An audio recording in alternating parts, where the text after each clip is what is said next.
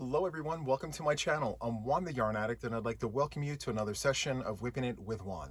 Whether you're new here or you're returning back to the channel, thank you so much for checking out today's video.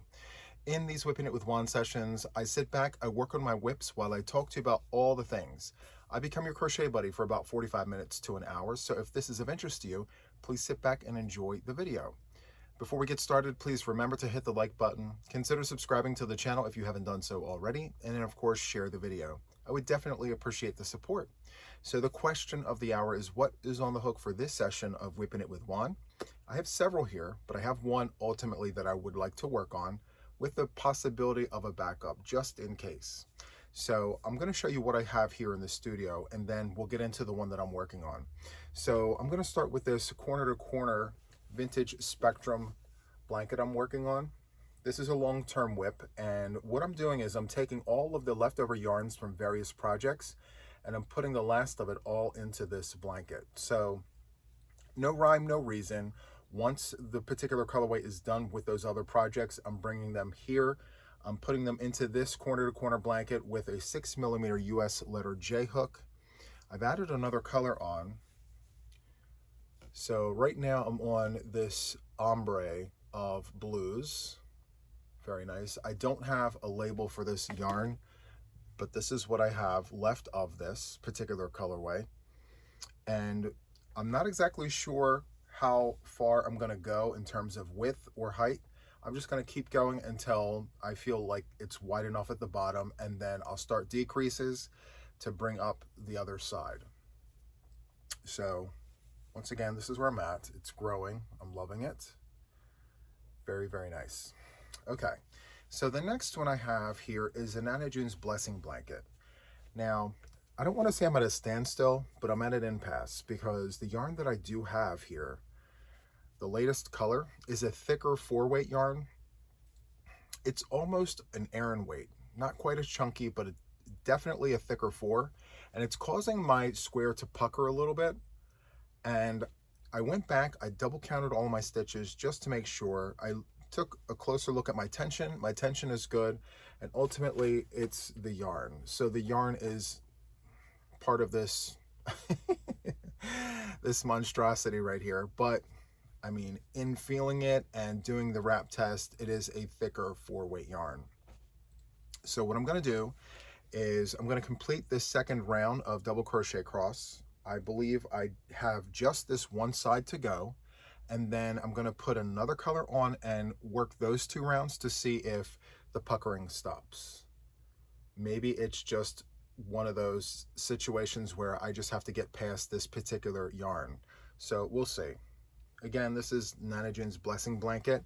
I do have a free tutorial. I know I've mentioned this several times, but if you're interested, this is the pattern, absolutely free on my Ravelry. Feel free to download that. I have several other freebie patterns and new ones that are free constantly being downloaded. So feel free to save me over there just in case. When I get new patterns dropped, if you'd like to go take a look at it, feel free to do that. So that's the second one. The third one that I have here is my 2-bit granny. It's being held in my Squirrel Whisperer canvas bag. Absolutely love this bag, and this is where I'm at with this project. The difference with this 2-bit granny is instead of a 4-round beginning, I began with just 2 rounds. I'm going to work this entire project 2 rounds from beginning to end. I have these little itty-bitty balls of yarn I don't know what to do with, and so I thought, you know what, let me start doing this, and this might actually help me work through some of those smaller balls of yarn. So the 2-bit granny project originally was kicked off with 4 rounds of a solid color and then 2 rounds of different colors for the duration of your project without repeating a single color, and making sure that you have two full complete rounds of that particular color. If it doesn't go around 2 complete times, I've been frogging it, minus a few exceptions where I literally had just a few stitches and I went to the store and bought another skein. You're not supposed to do that because the whole point of this is to stash bust, but it was lavender and I'm always using lavender anyway, so yeah, it was worth the purchase, I feel.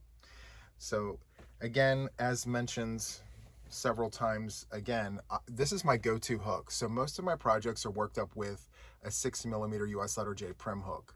Unless I say otherwise, more than likely, that is literally the hook that I'm using. It's my go-to hook for many, many reasons.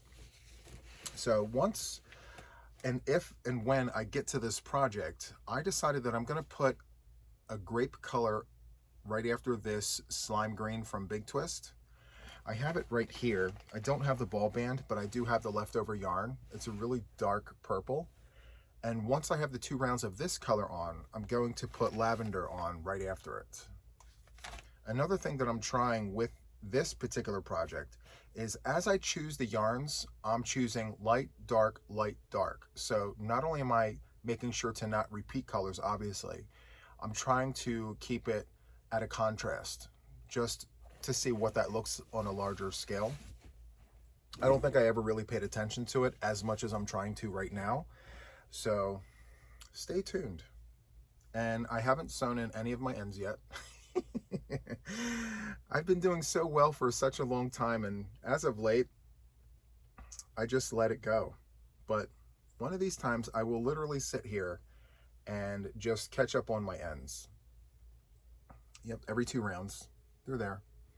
Okay, so there's that project.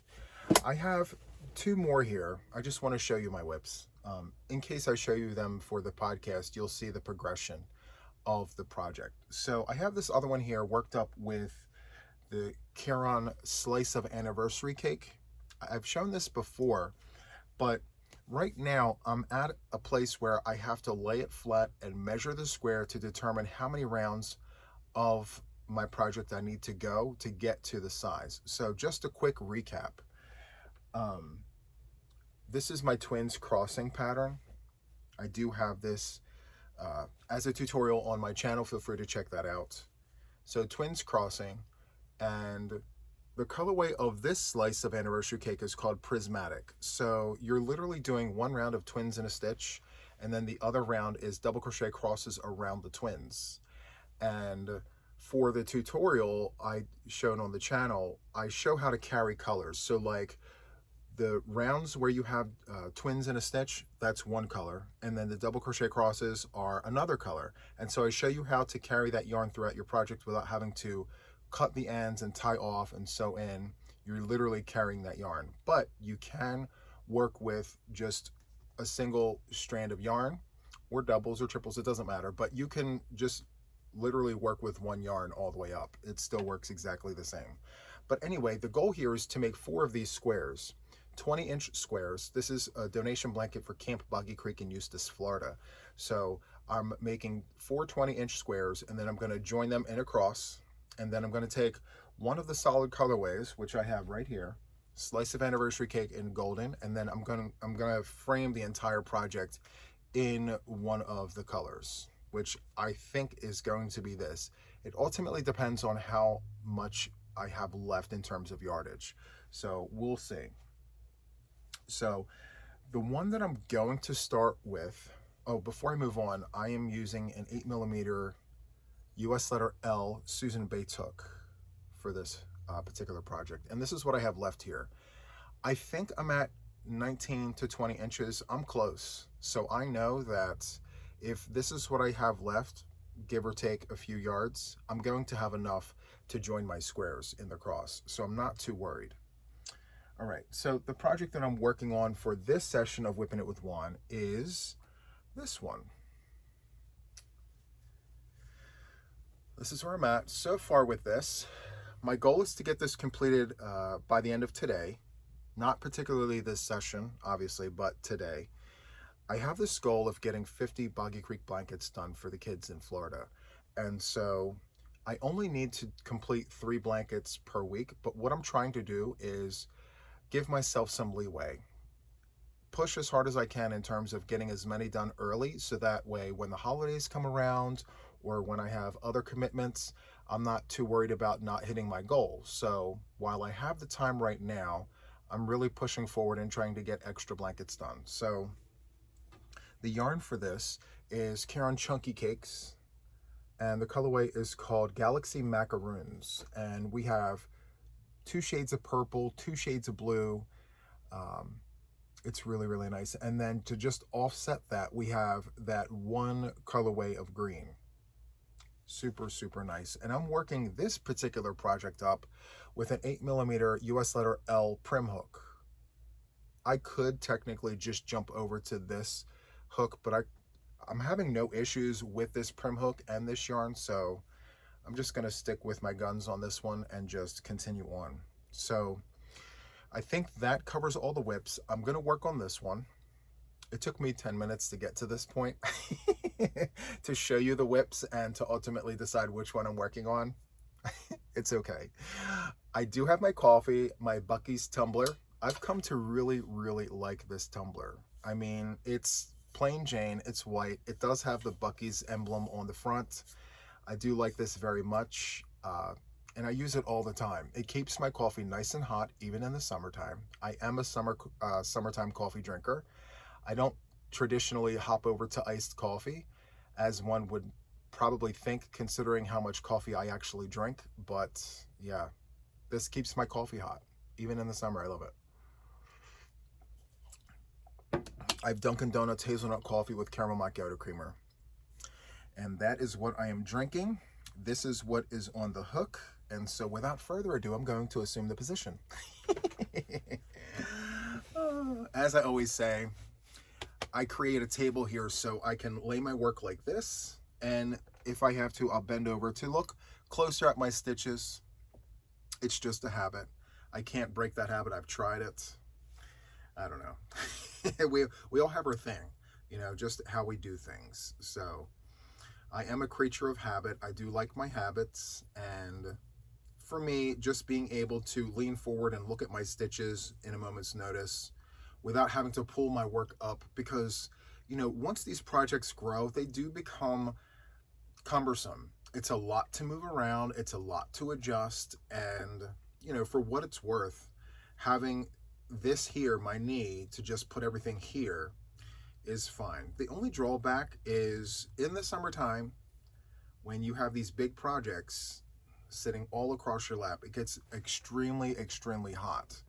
But in those instances, I say just turn the air higher, turn the air up, turn the temperature down, put the fan a little higher. You won't notice a thing. For me in this studio, though, I do keep the air off when I'm not in here, just to conserve energy. But this summer, when we have had those bits of heat, it's been really, really hot, unusually so here in Delaware. I mean, we get all 4 seasons in this sector of the country. If you're not familiar with where Delaware is, they consider it like part of the Mid-Atlantic region. And not that it really makes much of a difference. I feel like we're on that borderline, because Pennsylvania, New Jersey, New York, they're not really considered Mid-Atlantic.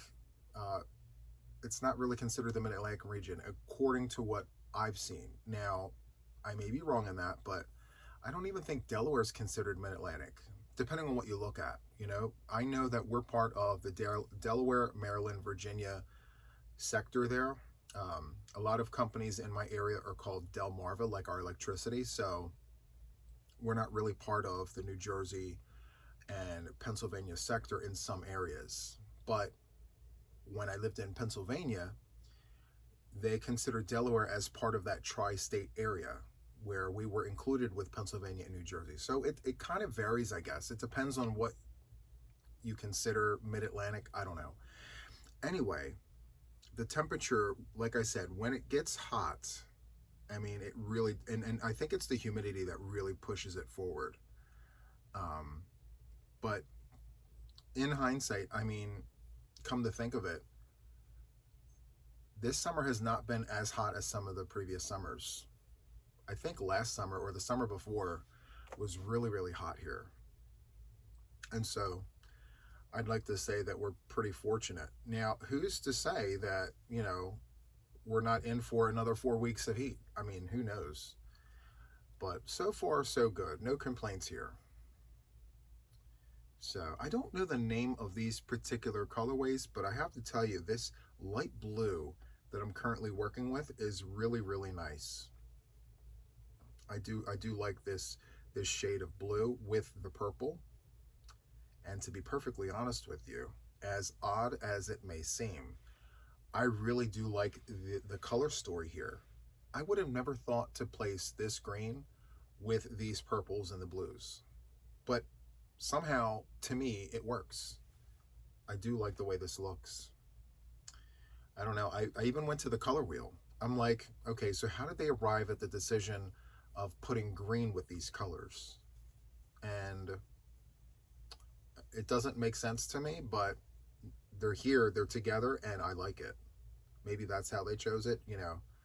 Let's just try these colors to see what they look like. Oh yeah, that looks good, so let's go ahead and do that. You know, maybe that's how they did it. Now, this offset V-stitch in the round is actually a really, really awesome, fast, fun, and easy pattern to work up.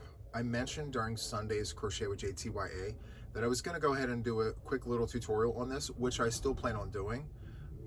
But I have to tell you, it works really great with thicker yarns because you're still going through the cadence of creating your stitches, but it doesn't give you the weight. You know, you're getting the size, but without the heaviness and the heft and the weight of having that thick yarn on your lap, which is really nice. There's tons of drape here too, which is great. And for what it's worth, a little bit of yarn is going a long way here. So when I went to Michael's to pick up this clearance yarn, which by the way, well, I'll get back to that in a second. There were only 3 cakes available. So I said to myself, well, I'm either going to need all 3 cakes for 1 Boggy Creek blanket because it only offers 270 yards per cake. So it's not a lot by way of yardage. So I said, all right, well, if I use an 8mm hook, I'm probably going to need all 3 cakes for a Boggy Creek blanket, or I'm going to have to choose stitches somehow, some way to create 2 boggies with 3 cakes. And what I came up with was this. Because traditionally V-stitches are very fast, fun, and easy as it is.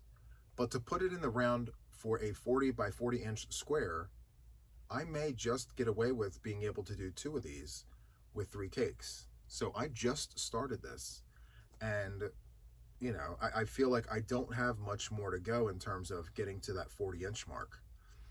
And then once I do that, I'll take the leftovers from this cake, start another one, and then use the 3rd cake to finish the 2nd Boggy Creek blanket.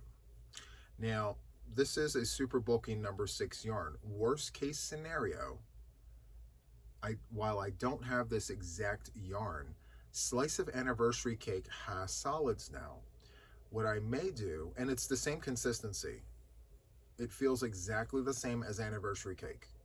What I may do is go get myself a cake of solid, or I may use the leftovers from the Twins Crossing blanket to do just that like extra round if necessary to get to that 40 inches. But just based off of the first cake and how far I got with it, I don't foresee me needing 2 full cakes for this, which I think is great. So, yeah. And I am flipping every round with this. I mentioned this before when I shown this, I think it was yesterday or the day before. I like looking at the fronts and the backs of my stitches. I mean, to me, it's personal preference. When you're doing the corner to corner, you're looking at the fronts and the backs of your stitches. I mean, it's the same principle. You know, every other row, you're looking at the fronts. Every other row, you're looking at the backs. So I like looking at the evenness of it, where my mom, she doesn't well, when she crocheted, she didn't flip her work. She didn't really follow the perfectly squared granny square tutorial that I have. She does her own thing where she keeps her work all on one side, and there's no wrong way to do a granny square. There's hundreds of ways to do the granny square, and the way my mom does it is, you know, like I said, she doesn't flip her work, but then when she gets to the end of a round, she slips through the last 3 stitches, and then she chains 3 and she begins her corner again, which I've seen many people do. That's the way I was taught, and I particularly don't care for it now that I flip every round. But again, it goes down to preference, and I don't think there's a wrong way to do a granny square as long as the end result is the same. You have the square with the 3 peas in a pod, which are 3 double crochets, you know, in the round. So as long as you get that effect, I mean, you know, who are we to say it's wrong or right? As long as the end result is the same, you know. So yeah. Now, my mom loved the granny square over the years. It was like the main thing that she crocheted, and I believe I mentioned several times during Sunday Lives where we had Mom with us, it was literally her go-to, like granny squares. That's just all she really ever likes doing. I've asked her many times, hey Ma, do you want to do this stitch? Do you want to do that stitch? She just had no interest. And so she's become, well, over the years, she became really great at her craft of the granny squares. And yeah, tons and tons and tons of hand-me-down blankets and projects from yesteryear from Mom that I have in my possession with all sorts of colors and sizes of granny squares. And I've shown them on the channel over the time that I've been on YouTube. But yeah, so now they're cherished relics. You know, Mom doesn't crochet anymore. She lost her vision. So now that, you know, I have all of this, all of these finished projects and, you know, whatever, I now cherish them more than ever now because, you know, that those are Mom's granny squares. So with that being said, though, the way she's done them over the years is not my go-to way, but, you know, the way that she's done them is just as good as the way I do it, I feel, you know. Anyway, now I'm doing these different projects like offset V-stitches. I gotta tell you, I really do like this. So full disclosure, this is not my first one. I think this is my 3rd or 4th blanket that I've done offset V-stitches in the round, but I've done them in different weights. So this is my first super bulky number 6 offset V-stitch in the round, and I'm really liking it. Now, you hear me mention offset V-stitch. That literally means, and it sounds more difficult than it really is. I mean, I'm not putting my V-stitches inside of the V-stitches. They're on either side. Kind of like how a granny square blanket looks, where you have your 3 peas in the pod next to each other. That's kind of what I'm doing with this. So, I mean, it is really, really simple. And I think of it as a granny square blanket, except instead of that middle double crochet, I'm chaining 1. That's literally it, you know. But for the beginners and those who are just curious on how I construct this, I'm definitely going to do a very abbreviated tutorial. I don't feel something like this requires a really long drawn out tutorial because it's a 1 round repeat. So, you know, just do a few rounds and then you're on your way. So yeah, fast, fun, and easy is where it's at. A lot of the times we go online and we look for, you know, projects, especially if it's to kill time. We look for projects that are fast, fun, and easy. Allows you the freedom to choose your colors, allows you the freedom to maybe use any weight of yarn. Those kinds of projects are projects that I really like to feature on my channel. You hear me say that a lot, fast, fun, and easy. I feel like a lot of people nowadays really prefer the instant gratification of being able to put something on the hook and get it done fast, you know? Of course, we all have these long-term projects. I'm guilty as charged. I have several long-term projects, but even having those, it's really nice to be able to put those down and just hop on something else as like a breather project so that you can give your hands and your mind a break from what you were just working on for the last, I don't know, 6 months to a year, depending on the size of your project. So just being able to have a break from it to work on something that you're able to get done quickly, it gives you that sense of accomplishment. It makes you feel like, okay, even though I'm bogged down with these long-term projects that I absolutely love, that I do not want to frog, that I want to see get to the end, doing these little projects, it's giving me the mental capacity to be able to continue pushing forward on these bigger projects. Because I'll tell you what, the fastest way to lose your Crojo is to stick with one project for a very, very, very long time. Now, in those rare instances, you do have crocheters out there that absolutely do not mind whatsoever just doing one project and that's it. But that is a rarity. It's not common, and not a lot of people have the mental bandwidth or fortitude to push through with just working one project for months and months and months on end. At some point, you have to give your mind a break and say, you know what? As much as I love this project, maybe I need to put something else on the hook to give my mind a break from that, you know? I'm guilty as charged, like I said. I don't mind having a case of startitis or WIPitis. I mean, at one time, I've had both at the same time. I would start like 5 or 6 WIPs just to have them. I'd start them and put them in a bin. Get another bin, start another project. You know, there was one time I sat here at in this very chair, and I surfed Ravelry for hours, looking for projects that I could create as WIPs and put them in baskets. Now, nothing really became of them. Most of them were frogged, but, you know, being that as it may, the experience of just being able to put something new in the basket and be like, okay, well, if I'm tired of my birthday blanket, I'm going to hop on over to this one. Or if I'm tired of working on Auntie M, I'm going to work on this one.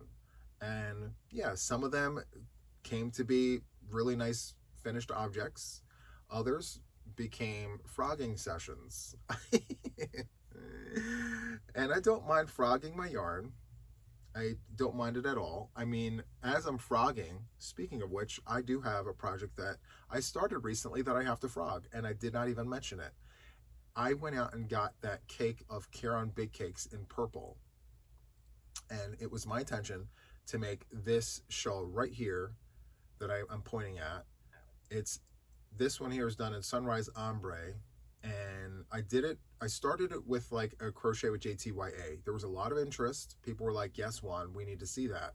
So I went ahead and did that very quick tutorial. Well, I said to myself, well, I would like to have that on one of my mannequins when I don't really have a bigger project to put on them.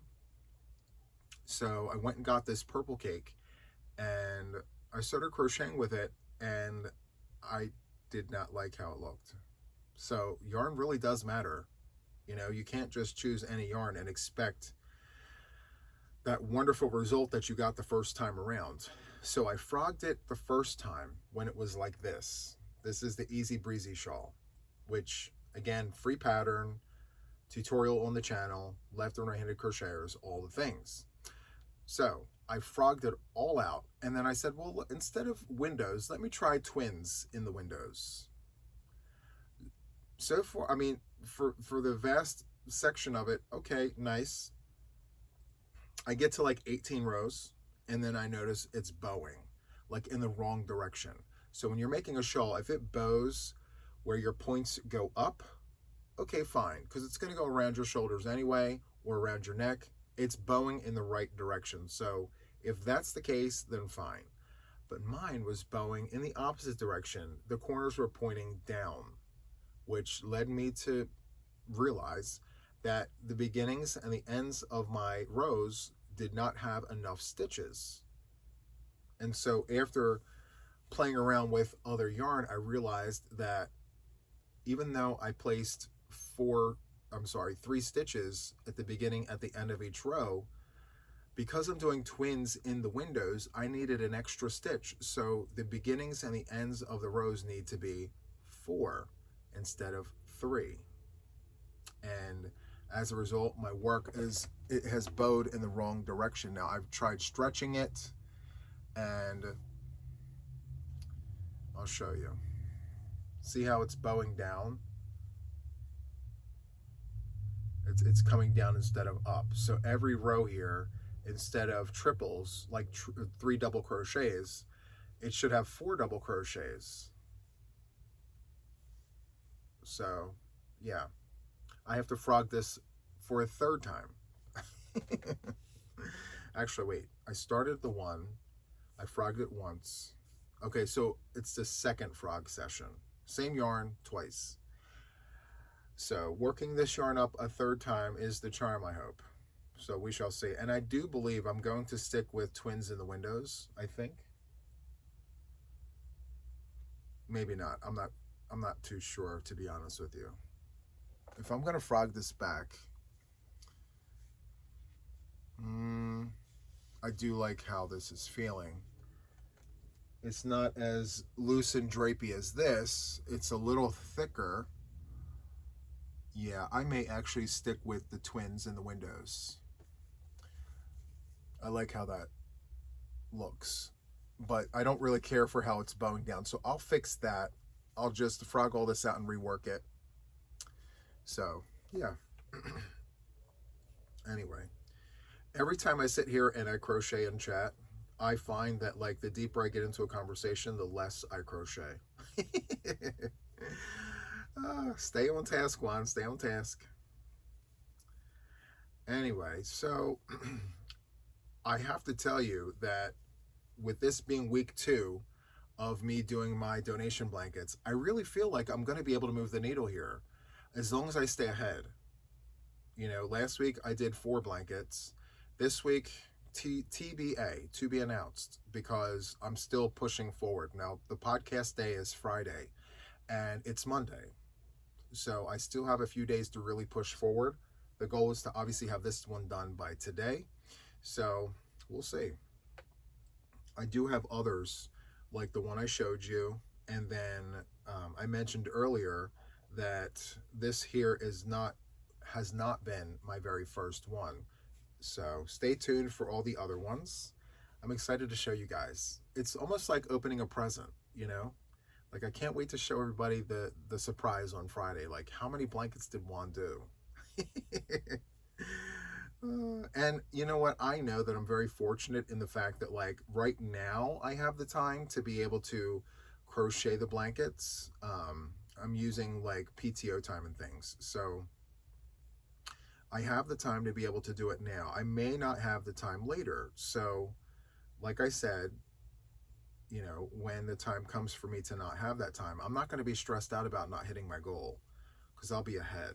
So, and I am keeping track. I do have like a separate calendar and I'm writing down the details of each boggy blanket, like when I started it, when I finished it. So my little journey. And then what I'm going to do before I send my blankets to Nancy, I'm going to do a showcase of my own, talking about the details of my 50, not the ones I've shown before, but these new ones. Like I'll show them on the podcast, but then right before I send them off to her, maybe 25 at a time. Like I'll do a part 1 and a part 2, and like I'll do the first 25 and then send all of them out to her, and then I'll do the second 25 and then do a showcase and then send them to her. I think that'll be a lot of fun, just so that I can, you know, see my own progress and I guess critique my own work. Because I mean, listen, we're not perfect. You know, there were projects where I should have sewn in my ends and I just went snip snip, you know. But I feel like as long as you had the best interest of the project at heart in the moment, then whatever you needed to do then is fine. So yeah, what I did was I crocheted over my tails and then I snipped the tails that hung over on certain projects. So if I'm doing stabilizing stitches where I'm going into every stitch and I crochet over my tails, I'm okay with that. Like I'll just snip off the excess. But I've learned as of late, trying to crochet over my tails for like the granny square and for this, it really doesn't work because you really need those stabilizing stitches to hold the tail in place. And for me, it doesn't really hold as well as I would have liked to see it being held. So I'm literally sewing in all of my ends on these particular projects here. But I do have ones, like I mentioned, where I just went snip, snip, all done. So I don't know at what, I don't know how far I should go to like stop and measure. I don't think I'm anywhere near 40 inches at the moment. I feel like I'm approaching 30. So I do have to keep that in mind. I don't want to get too far into the cake and have to frog back because I went too far.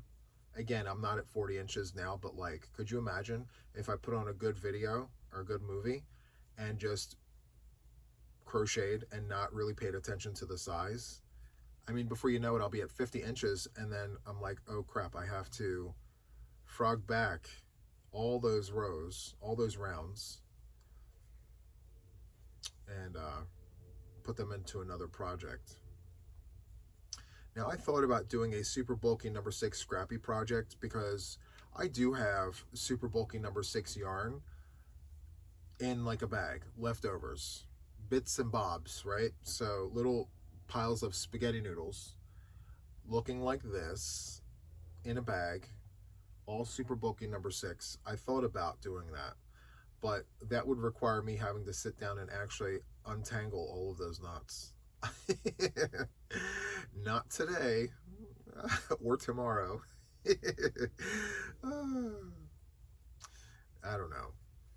I think for our craft, to some degree, we have to have a level of patience for what we do. This, after all, is a slow craft. I mean, even when you're working with big hooks and big yarn, it still takes a while to get to the end result.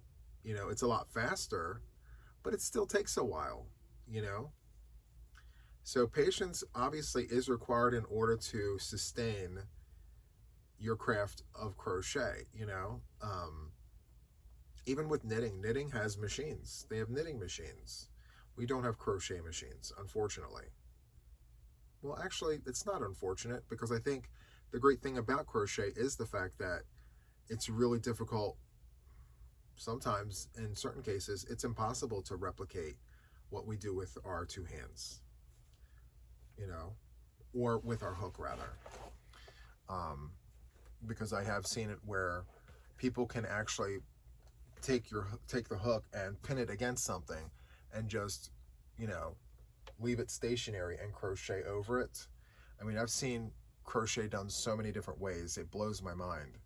And I absolutely love seeing it. So innovative, you know, very creative as well. There's this one TikToker, I can't remember her name, but she crochets with her crochet hook on the table. Like, she'll hold it like this, and then she'll move her project back and forth to do her crochet that way. I'm like, that is so new to me, and I love seeing that, you know.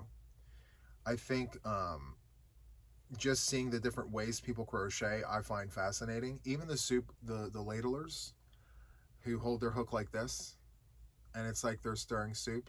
They're going around like this. I find that so fascinating. I'm like, wow. And you can manage your stitches that way. Like, yeah, no thought to it. They just literally ladle their soup. Even the pencil writers, I'm like, how do you pull your yarn through so fast? You know, I mean, I can do it. It's just, I fight with it. You know, I can't, my cadence is not how it should be for a pencil holder, you know? And I know it requires practice, but it just blows my mind how comfortable we all get within our craft. The stitches didn't come out half bad, but I'm definitely a knife holder. Love that. So I'm going to take a quick look at this. Let me see here. Do I have a tape measure nearby? I'm not at 40 inches, but I definitely want to see how much further I need to go. No, I don't have a tape measure here. They're in every other space and place that I'm not, which is always the case, right? Whenever we go to look for something, we know we have it, we know it's nearby. I'm going to scooch up to the computer. 1 second. I have all my swatches here, upcoming tutorials, recipes. let's see here.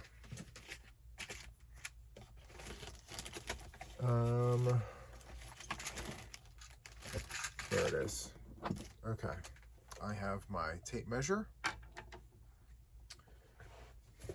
going to sit this right up here. I just need a generic measurement just to see.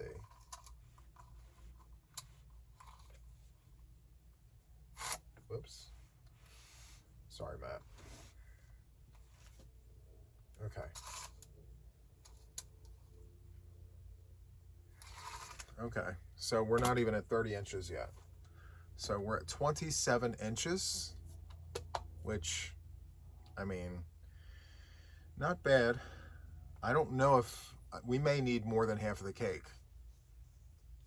That's where I'm at so far. So almost half the cake. I'm just going to go forward with it. Like I said, I do have super bulky number 6 yarns left over from projects. I mean, it's not the best yarn, but it is a super bulky number 6, you know? So I could definitely create a second one. But first, I want to see. Who knows? This whole situation may surprise me. I may actually need this whole second cake, because the further you go out, the more yarn it requires. Maybe I'm not taking that into consideration as well. So we shall see. And yeah, I'm not going to go out looking for this yarn. Again, this was clearance, and I picked this up because it was machine washable and dryable. They do had, well, they did have, not do have, they did have the Caron big cakes, not big cakes, just Caron cakes. It had a mix, or it does have a mix, 80 acrylic, 20 wool. It was machine washable, lay flat to dry. Gorgeous colorways. Rainbow Jellies was one of them.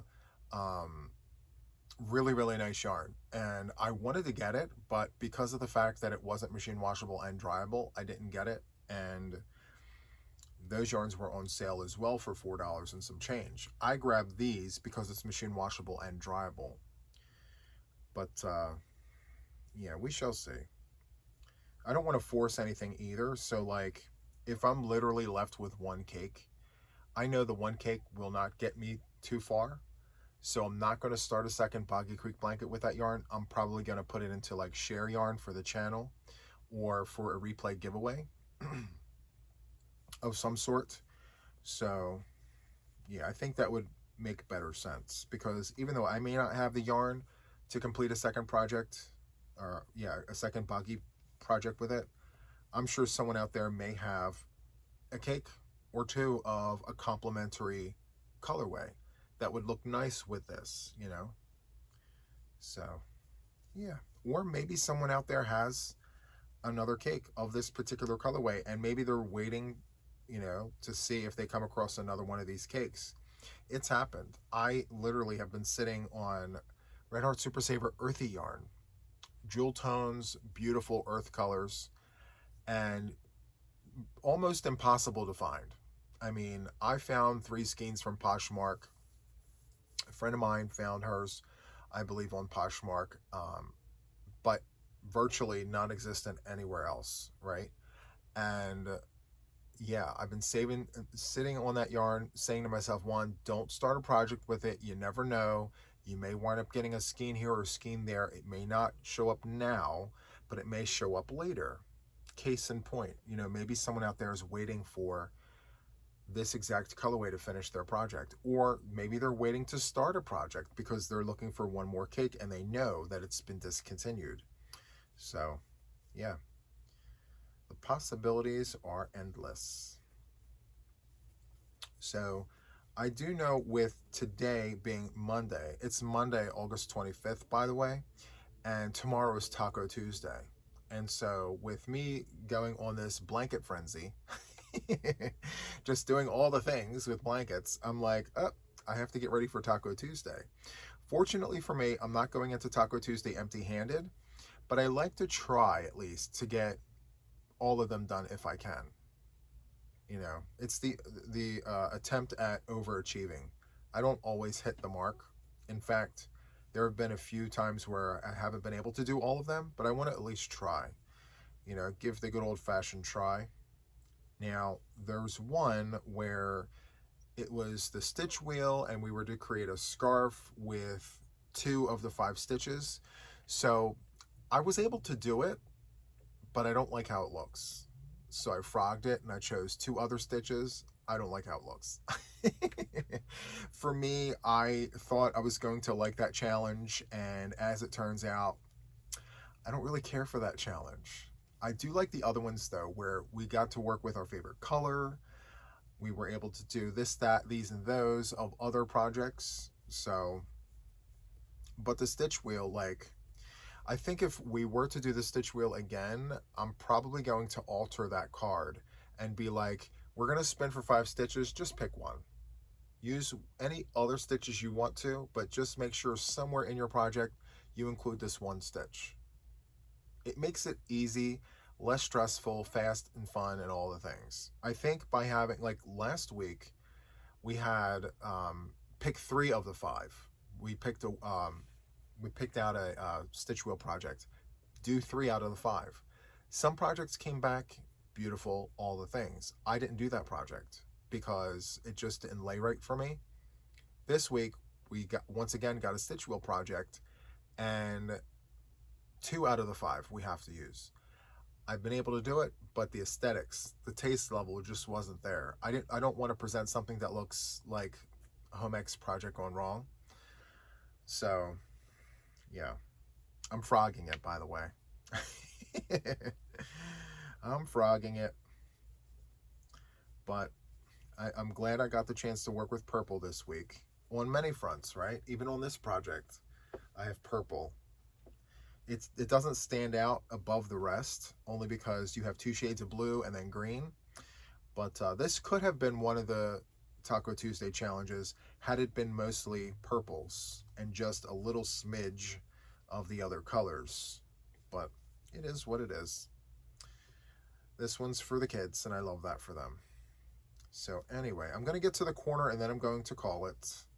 If you made it this far into the video, I got to tell you how much I appreciate the fact that you're watching my content. I mean, too often I go into my analytics and I notice like my average watch time is not this long. And so for those of you guys who do sit through and watch all the way, I got to tell you how much I appreciate that. It really does help the channel. So yeah, thank you so much. And yeah, getting to the end of the project is like waiting for water to boil. Like, you're so close, you know you're there. Are we there yet? Anyway, I'm gonna get to the end here. Again, as I mentioned, my goal is to complete this before the end of today. So I'm gonna continue on with this after I tune off of our video today. And who knows, I may actually get to finish this before the end of the day, because it is a super bulky number 6 yarn, so it goes pretty fast. So anyway, there's my bunny ear. Let me just show you once again my work. There it is. Super, super nice. I'm loving how drapey it is. It's not stiff. So, so nice. All right. So that is all I have for this session of Whipping It with Juan. I really hope that you enjoyed it. If you did, please do all the things. The like button. If you're not subscribed, it's absolutely free to subscribe. Just hit that subscribe button. I would definitely appreciate that. And then if you would really like to help me out even further, just click that share button to let other people know I exist. All right? So thank you so much. And until the next one, take care. Bye.